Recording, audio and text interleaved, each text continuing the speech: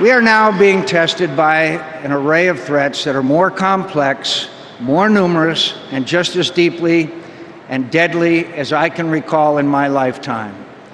We face a consequential choice, and make no mistake, it is a choice. We can choose to follow a declining path toward a future that is dimmer and more dangerous than our past, or we can choose to reform our failing government, revitalize our ailing economy, and renew the foundations of our power and leadership in the world. That is what's at stake in this election.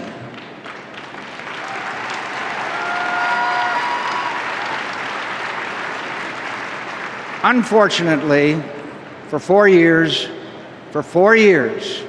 we've drifted away from our proudest traditions of global leadership, traditions that are truly bipartisan. We've let the challenges we face both at home and abroad become much harder to solve.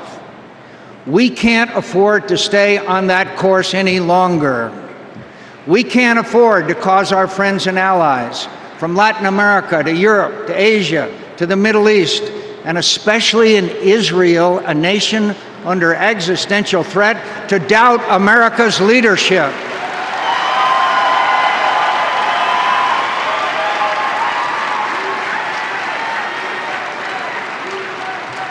We can't afford to give governments in Russia and China a veto over how we defend our interests and the progress of our values in the world.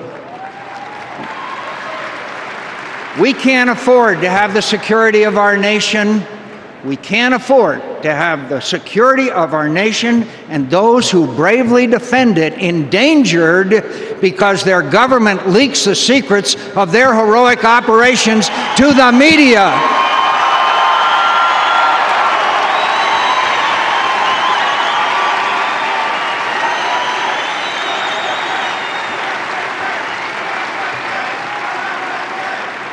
I believe we can't afford to substitute a political timetable for a military strategy. By committing to withdraw from Afghanistan before peace can be achieved and sustained, the President has discouraged our friends and emboldened our enemies, which is why our commanders did not recommend these decisions and why they have said it puts our mission at much greater risk. We can't afford another $500 billion in cuts in our defense budget on top of the nearly $500 billion in cuts that the President is already making.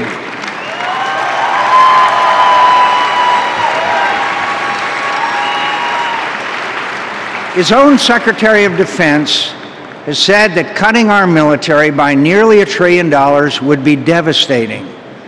And yet, the President is playing no leadership role in preventing this crippling blow to our military.